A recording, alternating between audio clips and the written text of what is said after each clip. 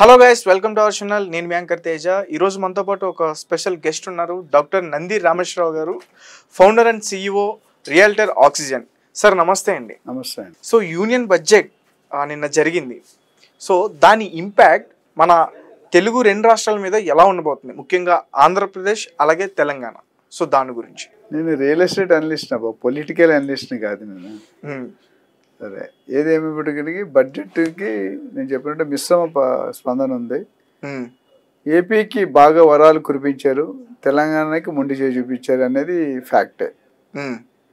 దానికి అనేకమైన reasons, political అవ్వచ్చు, స్ట్రాటజికల్ అవ్వచ్చు. ఎందుకంటే ఎప్పుడైనా state government having good relationship with central government, things will be much better. ఇచ్చిపుచ్చుకోవడాలు జరుగుతాయి. అర్థమవుతుందా మీకు? ఇచ్చిపుచ్చుకోవడం, ఇప్పుడు మంచిగా మాట్లాడితే మహాసముద్రం కూడా ఏదొచ్చంట. ఓకే.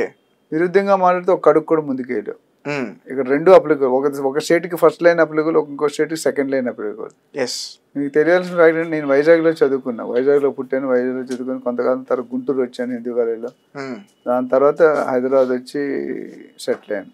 సో నాకు రెండు రాష్ట్రాలు అంటే అత్యంత ప్రేమ. ప్లస్ నేనున్న సబ్జెక్ట్ ఏంటి? రియల్ ఎస్టేట్, రోటీ కప్పడా మకాన్, అందులో ఒక భాగం. చిరంజీవి గారికి నచ్చని పదం క్షమించు, నాకు నచ్చని పదం రియల్ ఎస్టేట్. అర్థవుతుందా? Coming back to the subject, union budget AP వరకు అయితే చాలా పాజిటివ్నెస్ ఉందండి. తెలంగాణకి డైరెక్ట్ గా ఏం పెద్ద రాలేదు, కానీ ఇండైరెక్ట్ గా కొన్ని బెనిఫిట్లు ఉన్నాయి. RRRకి ఇవ్వడం, శాంక్షన్ అయితే నేషనల్ హైవేస్, అవి తప్ప అయితే డైరెక్ట్ ఇంపాక్ట్ అనేది లేదు.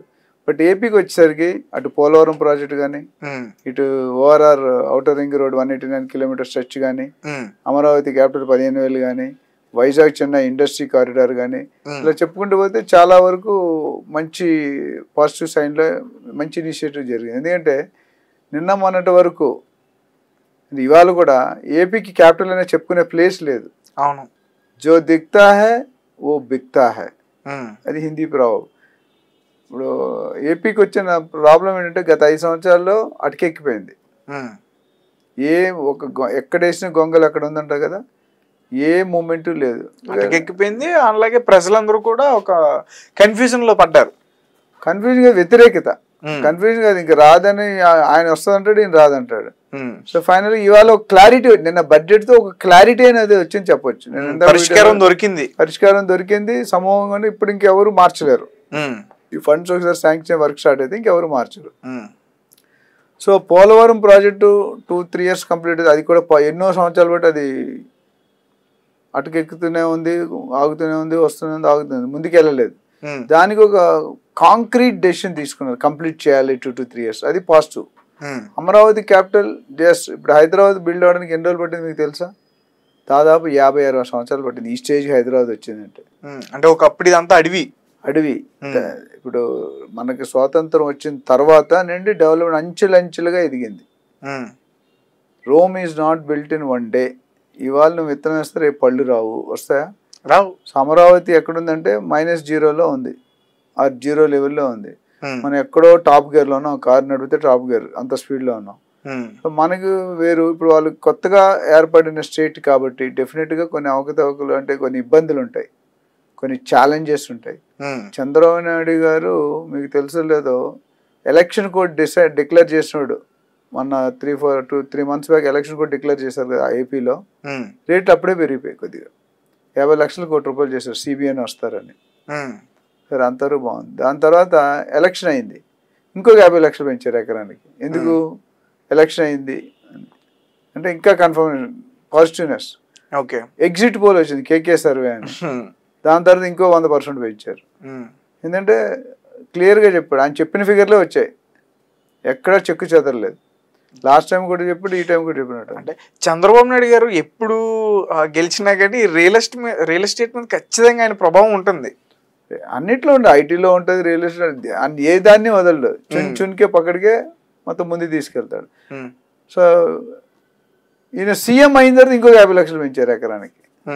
అంటే గత 2 నెలల్లో 4 అంచెల్లో ఒక ఎకరం ₹1 కోటి 3-4 కోట్లు చెప్తున్నారు. అది artificial manipulated price, high price. దాంట్లో ఒక డీల్స్ అవ్వవు. రేట్ నువ్వు ఎంతైనా, నువ్వు దుకాణం పెట్టుకున్నారు షాపు, మీరు ఒక టైం చెప్తారు, అది డీల్ అమ్ముడు పోతే డీల్ అయినట్టు. లేకపోతే నువ్వు 10 రూపాయలు 100 రూపాయలు చెప్తే ఎవరు కొంటారు? వాల్యూ ఉంటుంది కదా. 10 రూపాయలు 100 రూపాయలు కాబట్టి 90 రూపాయలు కొన్నా దాని వాల్యూ. ఇప్పుడు హైదరాబాద్ ఏపీలో అదే అవుతుంది. బయటకి ఏంటి మొత్తం పెంచారు హైప్. ఓనర్స్ ఎక్కడో చెట్టు కూర్చున్నారు, బిల్డర్స్ ఎక్కడో కూర్చున్నారు, అందరిని దూరానికి ఎత్తుకి ఎదిగిపోయారు. కానీ అది వాస్తవం కాదు. వాస్తవాలు అవాస్తవాలు తెలుసుకోవాలి మనం. సో ఇప్పుడు అనేది కొద్దిగా ప్రైస్ పెరిగిన మాట వాస్తవం, కానీ నాట్ 400%, 500%. ఎందుకంటే ఇప్పుడు అక్కడ ఏమీ లేదు. అయితే బడ్జెట్ ఇంపాక్ట్ గురించి మాట్లాడుకుంటే వాళ్ళు వచ్చిన తర్వాత ఈ 4-5 స్టెప్స్ మనం పాయింట్స్ మాట్లాడుకున్నాం కదా. పోలవరం కానీ, ఓఆర్ఆర్ కానీ, ఇండస్ట్రీ కారిడార్ వైజాగ్ చెన్నై కానీ, ఇవన్నీ కూడా పాజిటివ్ పాయింట్స్. సో దానివల్ల ఒక కాన్ఫిడెన్స్ లెవెల్ అనేది రీబూస్ట్ అయింది. ఎప్పుడైనా ఒక బిజినెస్ ఉంది, కంపెనీ ఏమిటి జైల్లోకి వెళ్ళి తర్వాత ఇంక కస్టమర్స్ రారు మన కంపెనీకి. అది రీగెయిన్ చేయాలంటే మళ్ళీ అంతకు 2 ఇంతలు చేసి చూపించాలి. ఇప్పుడు చంద్రబాబు నాయుడు గారి ఛాలెంజ్ అంటే senior most politician, more than politician is an administrator. పొలిటీషియన్కి అడ్మినిస్ట్రేషన్ చాలా తేడా ఉంది. అండ్ నరేంద్ర మోడీ గారు పక్కనే కూర్చుని అర్హత సంపాదించారు ఆయన. ఇప్పుడు కూడా సెంట్రల్ పాలిటిక్స్లో ఒకప్పుడు టీఎన్ శేషన్, తర్వాత అబ్దుల్ కలాం ఆజాద్ గారు ప్రెసిడెంట్ అయ్యారంటే ఈయన హస్తం ఉంది అందులో. అట్లాంటి మేజర్ రోల్. కాకపోతే ఏంటంటే ఈయన దగ్గర ధనం ఇదం మూలం, డబ్బు లేదు. ఐడియాలు ఎన్నున్నా డబ్బు లేకపోతే ఏం చేస్తున్నావు? అవును, నీకు అర్థమవుతుందా? నేను ఆ పిఐకి ఒక లెటర్ రాయమని, లెటర్ పోస్ట్ చేయమని ఇచ్చా. లెటర్ తీసుకొచ్చారు, కరెక్ట్ చేసుకున్నారు, ప్రింట్ తీశారు, సైన్ చేశారు, కొరియర్ కవర్లో పెట్టారు, పెట్టి డ్రాలో పెట్టి వెళ్ళిపోయింది. అవుట్పుట్ ఏది? Shares done 99%. లెటర్ రీచ్ అవ్వాలంటే అది పోస్ట్ చేయాలి కదా. ఇక్కడ కూడా ఏంటంటే ప్లాన్ ఉంది, ఇంప్లిమెంట్ చేయాలంటే డబ్బు ఉండాలి. అది బిగ్ ఛాలెంజ్. బట్ ఈ కేంద్రం నుండి ఇలా నిధులు కానీ వస్తే కనుక కొద్దిగా విసురుబాటు దొరుకుతుంది. ఒకసారి క్యాపిటల్ బిల్డింగ్ స్టార్ట్ అయిందంటే అమరావతి, మెయిన్ అమరావతి, గుంటూరు, విజయవాడ. నేను అంతమంది కూడా చెప్పాను, గుంటూరు విజయవాడ అంటే గుంటూరు తర్వాత చిన్న కాకాని, పెద్ద కాకాని, నంబూరు, నాగార్జునగర్ కాలనీ, మంగళగిరి, విజయవాడ.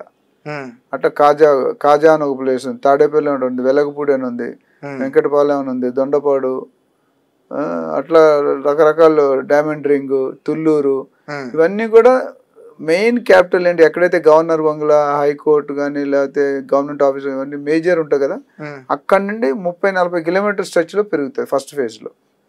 సో ఆ క్యాపిటల్ దగ్గర అయితే ప్రైసింగ్ చూసుకుంటే కనుక ఆల్మోస్ట్ 50-60 వేలు ఉంది గజం, హైపిడ్ ప్రైస్. ఒక సంవత్సరం బాగా అంత సీన్ లేదు అక్కడ.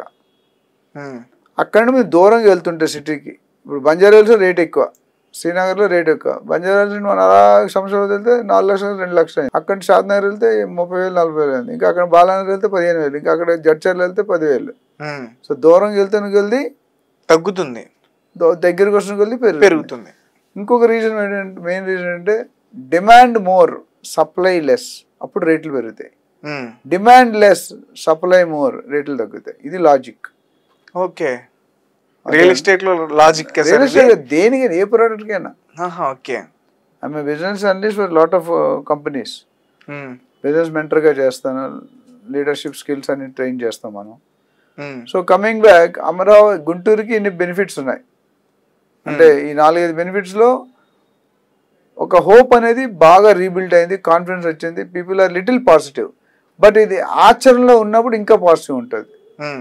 అది మనం వెయిట్ అండ్ వాచ్, మన చేతిలో లేదు. అది వాళ్ళ ఫండ్స్ ఓపెన్గా డిక్లేర్, అది ఇస్తారో ఎవరో, ఇవ్వడానికి ఎన్ని కష్టాలు ఉంటాయి, ఎన్ని ప్రాసెస్ ఉంటాయి, ఎన్నో ప్రోటోకాల్స్ ఉంటాయి మనకు తెలియదు. కూటమి గవర్నమెంట్ ఇది ఒక ఆల్వేస్ డేంజరస్ పాయింట్. ఎవడు ఎప్పుడు తోక జాడించినా గవర్నమెంట్ పడిపోదు. ఇప్పుడు సపోజ్ చంద్రబాబు గారు బయట వచ్చారు, బీజేపీ పడిపోదు, సెంట్రల్లో ఉండదు కదా. అవును, కానీ పడిపోవడానికి ఒక నెక్స్ట్ 3-4 years ఒకరి అవసరం ఒకరికి ఉంది కాబట్టి మేనేజ్ చేయడానికి ట్రై చేస్తారు. కమింగ్ టు తెలంగాణ వచ్చేసరికి, తెలంగాణలో పెద్దగా మనకి ఇవ్వకపోవడానికి కారణాలు చాలా ఉన్నాయి. ఇప్పుడు బీజేపీ సౌత్లో ఎస్టాబ్లిష్ అవుతుంది, ఎప్పుడు లేని 8 సీట్లు వచ్చాయి మన దగ్గర తెలంగాణలో. ఆంధ్రాలో కొన్ని సీట్లు వచ్చాయి.